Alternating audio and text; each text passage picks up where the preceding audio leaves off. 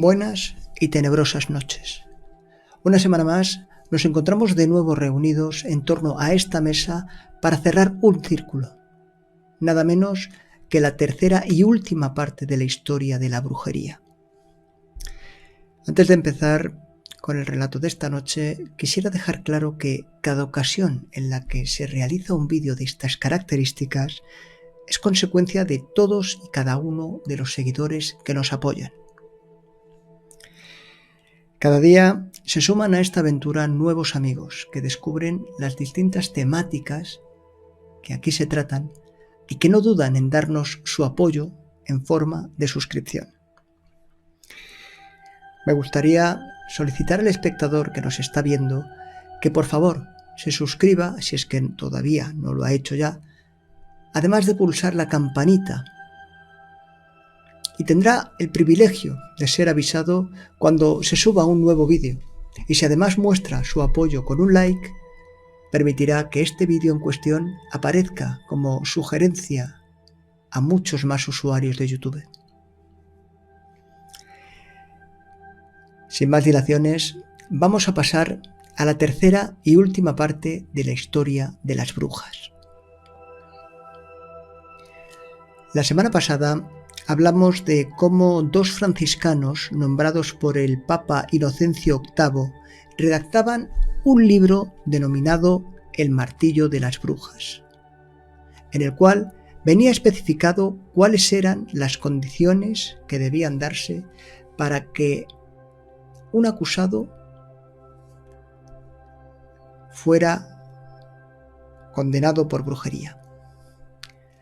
De hecho, en la antigüedad, una de las cosas que distinguía a un brujo de un mago era sin duda el pacto con el diablo. Y es que, para los cristianos, el demonio era un enemigo real y actuante, a cuyo poder y maldad podía atribuírsele cualquier contratiempo, desde un verdadero desastre a la molestia más insignificante. Las inundaciones eran obra de los demonios acuáticos, y sin embargo las tormentas se atribuían a los demonios celestes. Un monje llegó a contar que un demonio le hacía estar somnoliento y sentirse enfermo cuando había comido en exceso. Buscando siempre la oposición a Dios, el diablo se interesaba por personas de todo tipo, hombres encumbrados y humildes. Pero al igual que ocurría con los dioses mitológicos de la antigua Grecia, intervenía a cada paso en los asuntos humanos, personalmente o por medio de sus legiones. La vívida imagen que los cristianos tenían de este entrometido omnipresente procedía en parte de la Biblia y la doctrina de la Iglesia, pero debía también mucho a viejas figuras paganas como Pan, el dios de cuernos y patas de cabra, o Logi, divinidad teutónica del fuego y padre de Hel, guardián del mundo subterráneo. La creencia a pies juntillas en el demonio no se limitaba a los ignorantes. Los escritos de Martín Lutero están llenos de relatos de sus penosas batallas con los demonios que trataban de distraerlo. Pero para Lutero y sus contemporáneos, la mayor amenaza del demonio era su implacable ambición por apoderarse de las almas. Aún así, el diablo necesitaba a su vez de los servicios de personas que eran seducidas y corrompidas para conseguir sus propósitos, las brujas. Estas, según la tradición, podían ser asistidas muy frecuentemente por familiares, es decir, trasgos o demonios de categoría inferior que se ocultaban bajo la apariencia de animales, como gatos, perros, hurones, ratas o sapos, los cuales les ayudaban en los conjuros y cumplían todo género de recados. En uno de los primeros procesos ingleses por brujería, Elizabeth Francis, juzgada en Chelmsford en 1566, confesó que el diablo le había dado un familiar con el aspecto de un gato con manchas blancas, llamado Satán. Se dijo entonces que cada vez que el felino hacía algo para Elizabeth, le pedía una gota de sangre que ella le hacía haciéndose una punción. La idea de que la hechicera alimentaba a su familiar con su propia sangre o leche era un elemento de prueba importante en los procesos de brujería británicos. Se creía que el punto del cuerpo de la bruja del que obtenía su sustento el familiar estaba señalado por una protuberancia, conocida como la señal de las brujas, la cual tenía la característica de ser insensible. A la acusada, cuando se la aguijoneaba en una de esas marcas y no sentía dolor, se la suponía culpable. De hecho, Matthew Hopkins, pesquisidor general de brujas de Inglaterra, se hizo famoso por la habilidad de encontrar esas señales. Todas las brujas, fueran alemanas, francesas, italianas, españolas, inglesas o escocesas, empleaban los mismos utensilios para hacer cosas parecidas. Quizás sea esta coincidencia, basada en su mayor parte en mitos, estereotipos clericales y confesiones obtenidas bajo tortura, lo que más ha contribuido a inculcar la figura de la bruja en la imaginación occidental. Por ejemplo, el folclore abunda en historias de brujas montadas en escobas. La tradición parece ser antigua, tal vez incluso precristiana, y las actas de los procesos de brujería de los siglos XVI y XVII están repletas de referencias a ella. Así, el cazador de brujas francés de finales del siglo XVI, François Secretin, confesó que para ir al Sabbat se montaba en un bastón blanco y después pronunciaba ciertas palabras, con lo que era transportada por los aires a la reunión de las brujas. La bruja escocesa Isabel Gowdy llegó a confesar su fórmula para volar en una escoba, una rama de alubias o incluso en una haz de paja. Otra bruja confesa, perteneciente a la Saboya francesa, le dijo a sus inquisidores que se limitaba a ordenar a su escoba en nombre del diablo. Accesorios típicos eran la larga capa negra con capucha y el caldero burbujeante. La primera prenda, aunque de origen antiguo, no parece haber tenido una función especial, aparte de la de ayudar a mantener el anonimato de la bruja. Pero el caldero era un lugar común en la magia.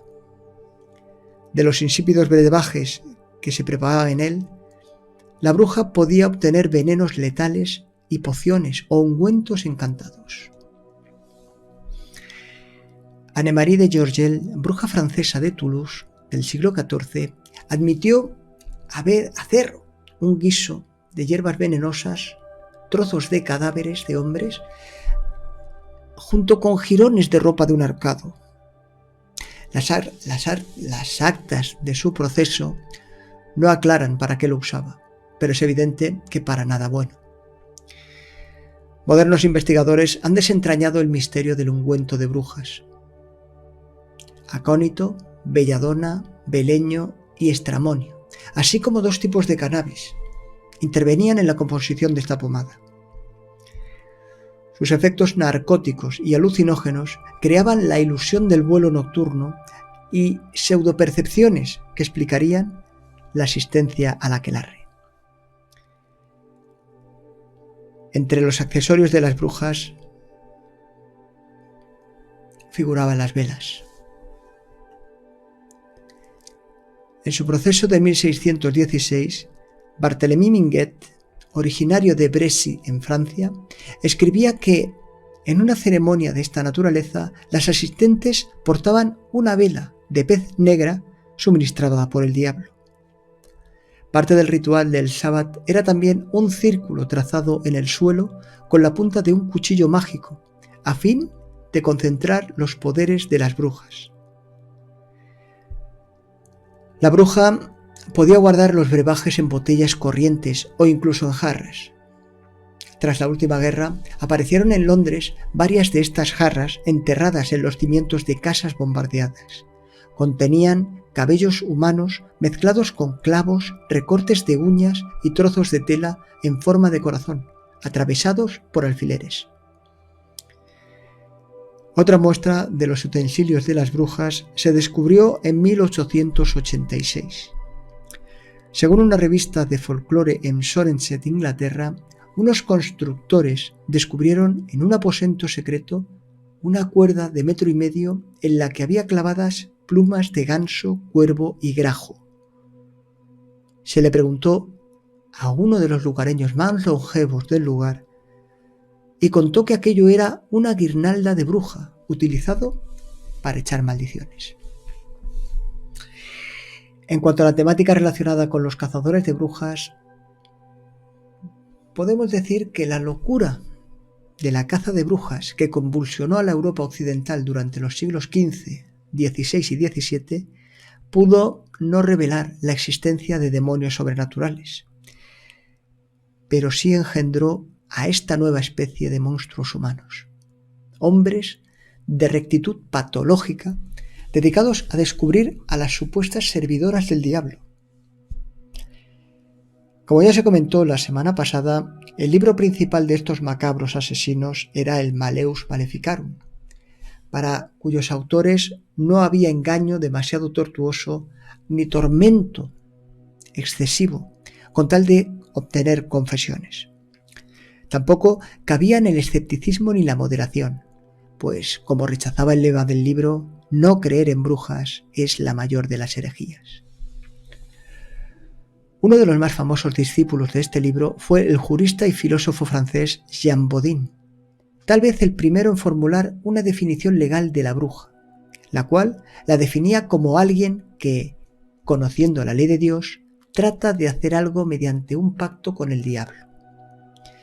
Por desgracia, fue un hombre monstruosamente eficaz en la persecución de las sospechosas de hechicería. En su afán de lograr confesiones, torturaba personalmente a niños y discapacitados. Incluso llegó a protestar por la ejecución de las culpables por el método de la hoguera, ya que la consideraba una muerte rápida, debido a que el crematorio apenas duraba media hora. En 1580, al final de su vida, Bodin escribió una obra propia, de Monomanie, todavía más dura y capciosa que el Malleus. Por desgracia, no solo fue mejor recibida, sino que además también fue más leída. El inquisidor de Lorena, al noreste de Francia, Nicolas Remy, fue contemporáneo de Bodin y su digno sucesor, no en lo intelectual, pero sí en la faceta de perseguidor. En los 15 años que juzgó casos de brujería, fue responsable de la ejecución de unas 900 personas. Cuando en 1582 murió su primogénito, sospechó, como era de rigor, de un maleficio, por lo que acusó y condenó a un mendigo, al que le había negado la limosna poco antes de morir su hijo. Como bien explicaba Remy, los brujos tienen un modo muy traidor de aplicar su veneno, pues tras untarse con las manos con él, agarran la ropa de una persona como si fuese para improlarla encarecidamente. Al igual que ocurrió con Bodin, Remy se retiró con todos los honores y escribió un libro sobre sus experiencias, en el cual confesaba su lamento por no haber matado a más hijos de las brujas. El más mortífero de los cazadores de brujas fue con mucho un discípulo de los jesuitas llamado Peter Pinsfeld, obispo de Treveris, en Alemania, a finales del siglo XVI.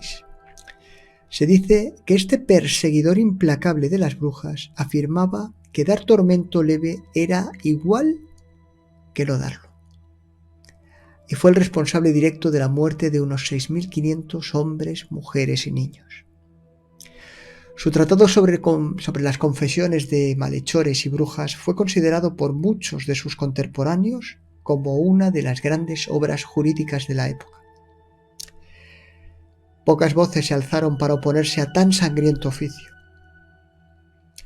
Cuando el sabio holandés Cornelius Loos, horrorizado ante la enormidad de los crímenes con respaldo legal de Binsfeld, intentó protestar en nombre de la humanidad, pero fue condenado y obligado a retractarse en público. El hecho de que la mayoría de los cazadores de brujas creyesen sinceramente en la rectitud de sus criminales actividades no hace menos espantosos a la luz actual su perversa lógica, sus desbordados prejuicios y sus métodos inhumanos. Henri Boguet, jurista francés del siglo XVI, al que se le atribuye el exterminio de unas 600 brujas, fue capaz, por ejemplo, de ayudar a condenar a un hombre de reconocida devoción basándose en que el crucifijo de su rosario tenía una grieta diminuta. Claro indicio, decía, de que su dueño estaba aliado con el diablo.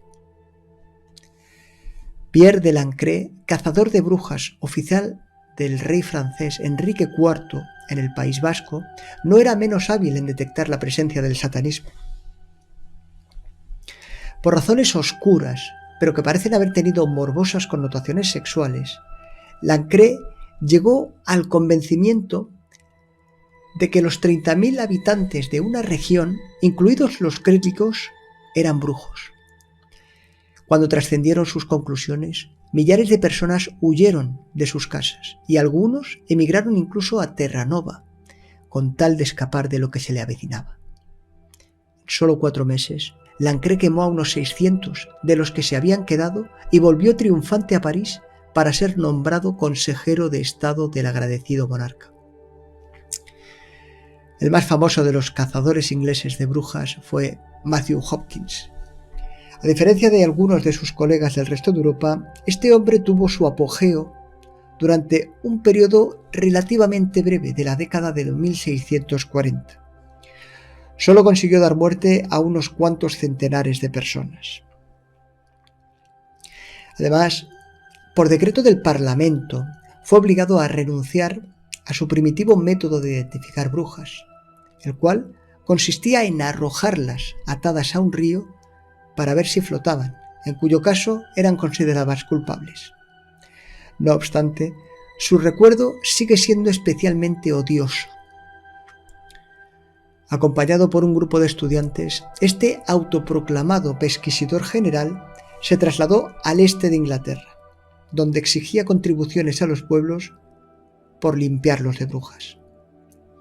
Uno de los métodos que utilizaba con mayor éxito era una forma de tortura psicológica, consistente en obligar a andar constantemente a sus víctimas sin comer ni dormir hasta que, agotadas o delirantes, confesaban su delito con tal de verse libres de su suplicio. Pero no solo hubo persecuciones y procesos judiciales contra la brujería en Europa.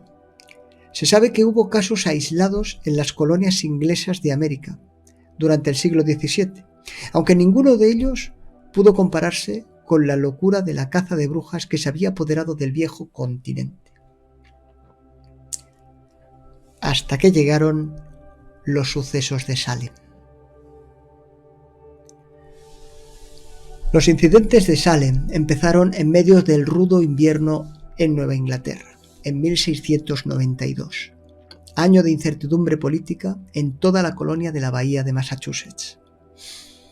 En la cocina de la casa parroquial de Salem, una esclava de las Antillas llamada Tituba distraía a Elizabeth Parrish, la hija del ministro, de 9 años, y a su prima, Abigail, de 11. Para tal cometido, utilizaba trucos, sortilegios y cuentos de misterio. A veces, Tituba decía la buenaventura, consultando las configuraciones de la clara de huevo en un plato, pasatiempo que para los puritanos del siglo XVII era cosa del diablo, pero que encantaba a las adolescentes del barrio que visitaba la cocina de Tituba. A medida que pasaba el invierno, las muchachas empezaron a comportarse de manera extraña. Elizabeth tenía frecuentes arrebatos de llanto y Abigail corría a 4 patas, ladrando como un perro. Las demás adolescentes sufrían ataques y cierto día Ann Putnam, de 12 años, contó la lucha frenética que había sostenido con una bruja que quería cortarle la cabeza con un cuchillo. Como el médico del pueblo no pudo encontrar en las chicas ningún mal físico, dictaminó que aquello era obra del demonio. En vano, el reverendo Parris rogó a las afligidas muchachas quiénes eran las brujas que las atormentaban. Cuando le contaron la versión en la que se había preparado un pastel de brujas, hecho por el marido de la esclava, y que consistía en harina de centeno cocida con orines de niños, se promovió tal escándalo que a Elizabeth se le escapó el nombre de Tituba. Las otras muchachas se apresuraron a añadir los de Sarah Gott, una mendiga que fumaba en pipa, y Sarah Osborne, la cual había escandalizado al pueblo al convivir sin tapujos con un hombre no estando casados. En una audiencia celebrada a principios de marzo, Tituba confesó que era bruja y que había sido ella, o más bien su espectro, quien había atacado a Ann Putnam con un cuchillo. Y lo que es más sorprendente, dijo que era una de las muchas brujas del pueblo. Tras esta confesión, añadió que un hombre alto de Boston le había enseñado un libro en el que figuraban todas las brujas de la colonia. No hizo falta nada más para que se desatase en Salem la caza de brujas. La precoz Anna Putnam y su madre acusaron de infanticidio a una mujer de 71 años. Otra mujer fue acusada de embrujar a los bueyes de su vecino a raíz de una riña entre ambos. El reverendo George Burroughs, antiguo ministro del pueblo, fue citado como el cabecilla de las brujas, y el capitán John Handel, identificado como el hombre alto de Boston, que citaba Tituba. En 7 meses fueron ejecutados 7 hombres, 13 mujeres y muchos de ellos sin más base que el testimonio de espectros y fantasmas. El reverendo Burroughs fue ahorcado el 19 de agosto y a Giles Corey, de 80 años, que se negó a declarar, lo aplastaron con grandes piedras. Como solo se daba muerte a quienes no confesaban, Tituba se salvó y fue más tarde vendida por los Parris. Cuando las frenéticas acusaciones alcanzaron a la crema de la sociedad colonial, siendo acusado incluso el presidente de la Universidad de Harvard, la opinión pública reaccionó. A los 18 meses de iniciado el episodio, el gobernador William Phips perdonaba a todos los sospechosos de brujería que aún no habían sido ejecutados. Incluso los muertos fueron exonerados, lo que no impidió que el nombre de Salem se convirtiese en símbolo de la locura colectiva. Hasta aquí ha llegado el relato de hoy, y también se cierra de este modo la temática sobre la historia de la brujería. No dudo de que hay muchísima documentación al respecto de la que poder seguir explicando sucesos y detalles sobre las brujas. Sin embargo, considero personalmente que tenemos que dejar paso a nuevas historias de misterio y terror para evitar caer en el monotema. De modo que, para nuestro próximo encuentro, quisiera dejar en secreto la elección del próximo tema a tratar. De lo que sí podéis estar seguros es que va a ser tan apasionante o más como estos 3 últimos capítulos que le hemos dedicado a la brujería. Si conocéis alguna historia de miedo o deseáis que se hable de alguna temática en particular, escribidme en la caja de comentarios. Os prometo que se preparará un directo sobre la documentación que encontremos o que nos facilitéis en la materia sugerida. Sin nada más que añadir, pasad una buena noche y nos vemos pronto.